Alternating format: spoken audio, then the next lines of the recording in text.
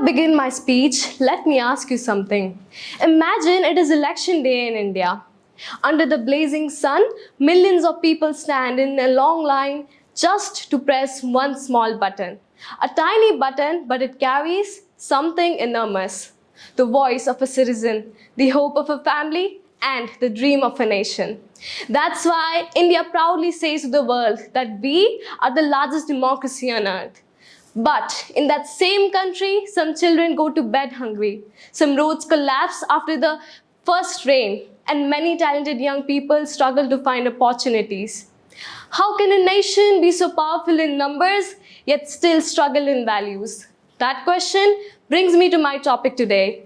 Good afternoon, everyone. This is Ashmita Mishra from Standard 9, here to speak about my topic, Democracy in Numbers but Crisis in Values, My Motherland. A real democracy is not where people vote. It is there where the system works even after the election is over. But here's a sad reality. India stands near 102 in Global Hunger Index. So many children are still sleeping hungry in a nation of abundance. India ranks around 91 in corruption perception globally.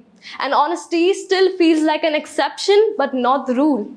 India stands around 131 in Gender Gap Index, making equality still a fight for half of the population. And if we are the largest democracy, then why do systems fail and trust in institutions begins to weaken? Our constitution promises 4 beautiful words: justice, liberty, equality, and fraternity. These words are not decoration, they are the soul of the republic. But sometimes the distance between these words and reality feels painfully large.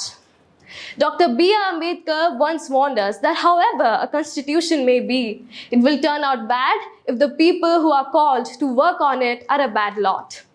And that's where the real crisis begins. India has one of the youngest populations in the world, more than 65% under the age of 35. Imagine the power of that. Yet still, millions of young graduates struggle to find opportunities matching their skills. Degrees are increasing, but opportunities are not in the same speed. Sometimes education teaches us how to memorize answers rather than solving real-life problems. There is another very simple issue: civic sense. We demand clean cities, clean roads, discipline and honest systems, but we often fail to follow the same values ourselves. A democracy does not fail only because of the leaders. It weakens when the citizens stop caring. India invested in education, yet starting salaries often fail to match the effort. Think of it, a medical degree can cost tens of lakhs or even up to 1 crore, but the starting pay may be around some 40 to 70,000 per month. And when effort and reward don't align, talent moves. Mahatma Gandhi reminded us that the best way to find yourself is to lose yourself in the service of others. That was the dream of our freedom fighters, a nation with responsibility, not division.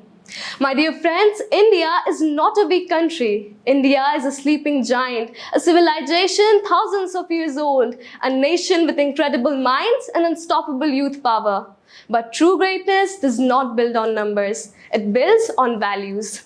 Because democracy is not just about raising our voices, it is about raising our standards. It is not about counting votes, it is about valuing truth. It is not just freedom of speech, it is freedom from fear and injustice. For example, once the ordinary citizens demanded to know where the public money was going, and that movement led to Right to Information Act, giving every citizen the power to question the system. The future of India will not only be decided in parliament buildings, it will also be decided in schools, classrooms and campus voices, where the young citizens learn whether to follow the crowd or their conscience.